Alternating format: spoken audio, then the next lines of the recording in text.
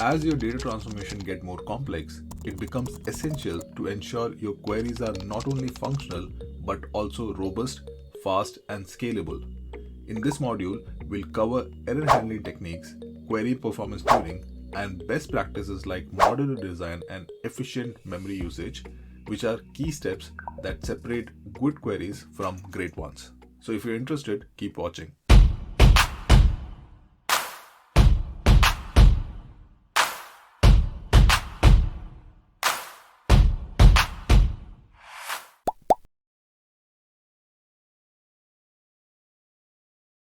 Okay, let's talk about errors.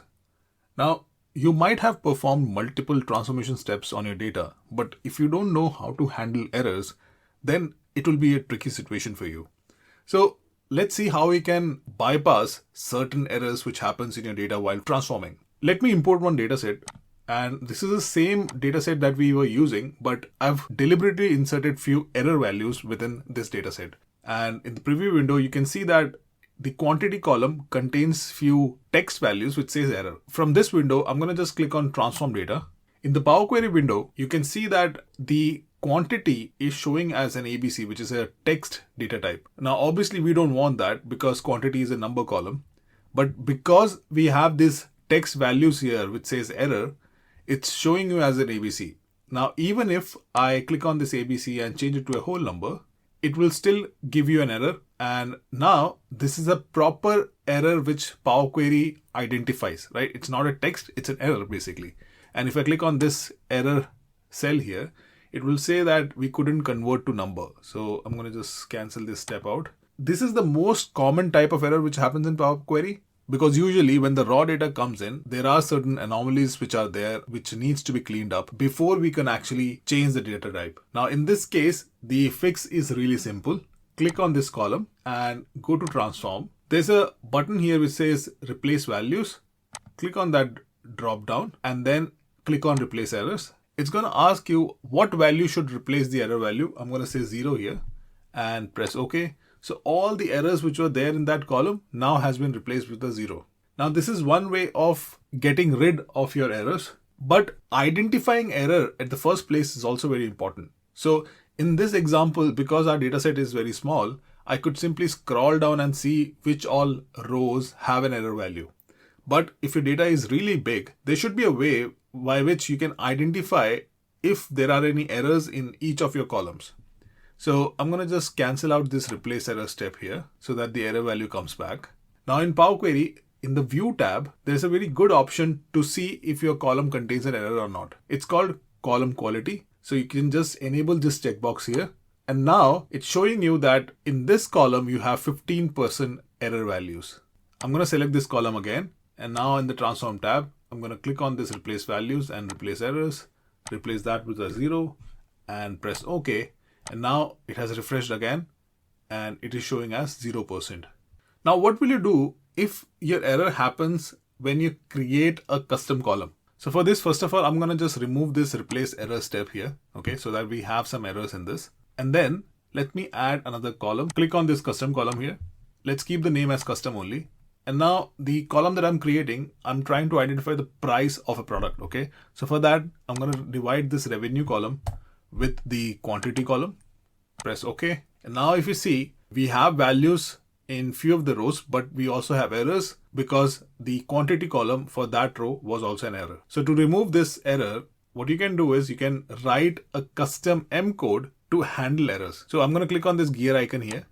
And within this formula, write something which is called as try and otherwise. So I'm going to say try otherwise 0. So it's going to try this formula. And if it finds an error, it will assign a 0 to it. So I'm going to press OK here. And now if you see, all the error values in this column has gone away. Although if you notice the column quality section here, it's still showing 15%. That's because this section has not been refreshed. So for that, let me add one more transformation step so that it refreshes itself. So I'm going to add a filter here on the product and let's select a few of them. And now if you see, it has refreshed itself, it's saying 0%. These are the two very basic error handling techniques which works on almost every scenario. So you should keep this in mind whenever you are transforming a dataset.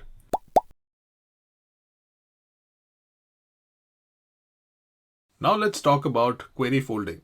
Now this is a very important topic and a very huge one as it is.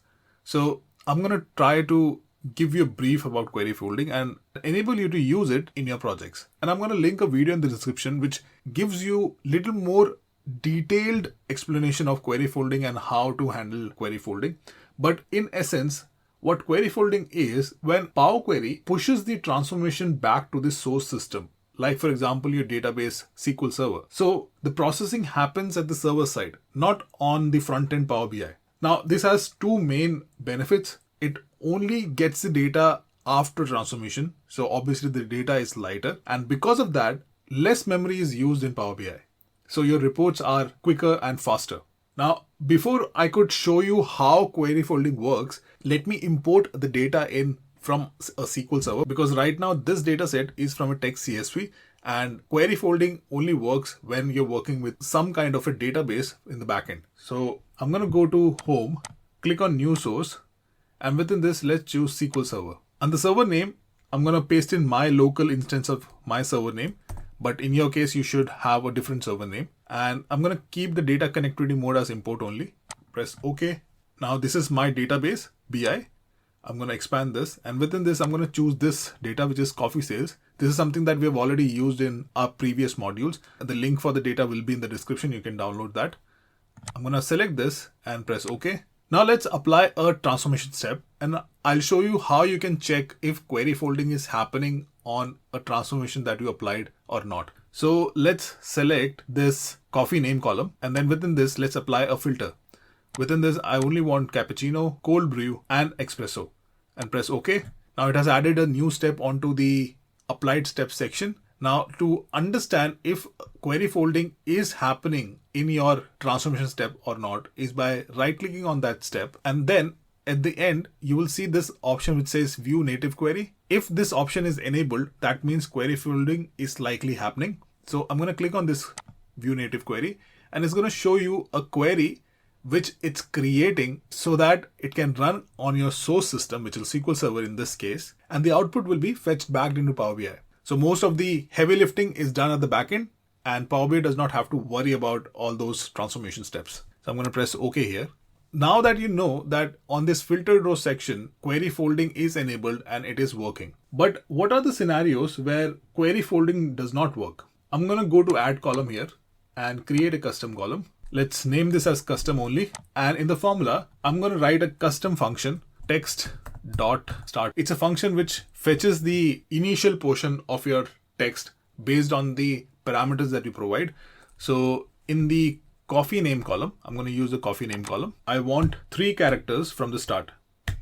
And then I'm going to press OK. Now text.start, remember, is a custom function which exists in Power BI, especially in M code, but does not specifically exist in SQL. We have a SQL equivalent for this, but let's see if this step folds or not. I'm going to press OK. Obviously, I have the result here. If I right click and click on view native query, it is enabled, which means this step was successfully folded and it translated onto SQL Server using this left function here. So the text.start effectively folded. Now let me apply one more custom step. So custom column. Let's keep this as custom 1. And in this case, let's use a custom function known as text.positionOf. Now this function simply gives you the position of a particular string in an entire cell value. So I'm going to choose, let's say, coffee name again, and I'm going to search the word cap, and then I'm going to say occurrence.first, which means it's going to give me the position of the first occurrence of that particular word, which is cap, inside this column. I'm going to press OK. So now it has created that column. It's showing me that the cap here is occurring at the 0 position, which is perfectly fine. Now right click on the add custom one here, and let's see if it is folded or not. So right click, and if you see, this is disabled, which means this particular step or this particular function does not necessarily translate back to SQL Server, and that's why it is not folded. And everything that is happening inside this column is happening locally on this Power BI, not on the server.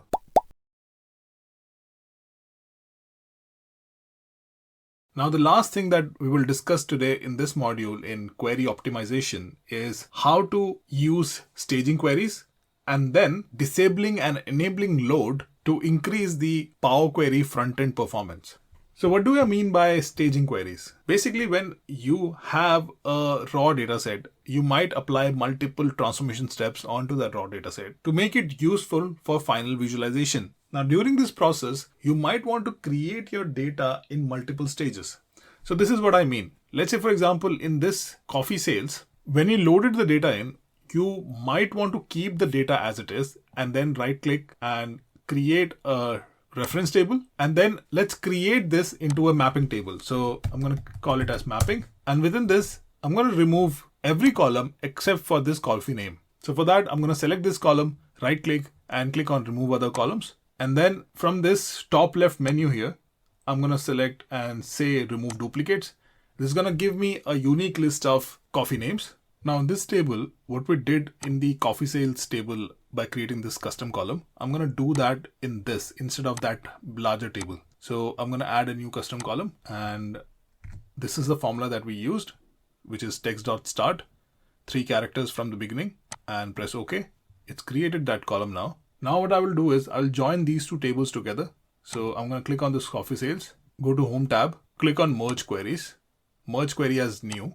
From this, select coffee name. The second table would be my mapping table. Select coffee name from this as well. Press OK. Now it has merged that new column here. So I'm going to select this arrow here. Select only custom. Press OK. Now we have this new column from that other table in the merged query here. And let's rename this to final data. Now I can consider all the previous dataset as my staging table because those values or those tables are not required for my final visualization. What is required is the final data, not anything else. So what I can do is I can right click on each one of them, and you see this option which is called enable load. You can just click here. That will disable the load. Okay, it will not load this table when I click on close and apply, and it will not show up on the front end. So right click here, disable load, and this one as well. And for this final data, keep it as it is because we want this to be in the front end. So now if I click on close and apply, it's evaluating everything. But if you see, it's only loading the final data, not the other ones. And if I go to the data here, it's showing only final data, not the other tables. Now this reduces the load that you've put on the front end visualization itself, because now it don't have to worry about loading that data onto the front end. Staging queries helps you in a couple of aspects. First of all, it reduces repetition, which makes maintenance easier. Then second is reusability. Because you have your staging tables, you can always go back to your staging table to create a reference out of those tables and apply a different kind of transformation onto that second version of the final data for a different kind of visualization. So that's a wrap on the entire module here. We saw how to bulletproof your queries with error handling, improve speed with query folding, and optimize design using staging queries and memory efficient loading. These techniques will help you build scalable, production grade reports that are easier to manage and maintain. So with this, we are ending this Power Query Masterclass. In case you think that I've missed something and want to cover something else in detail, please let me know in the comment section. I'll be happy to cover that. And if you like this masterclass, I'll suggest you can also check out my DAX masterclass video. The link will be in the description. And in case you've learned something valuable from this entire content, then please consider subscribing to the channel and hit that notification bell icon so that you do not miss any content that I upload. And as always, thank you so much for watching. I'll see you in the next one.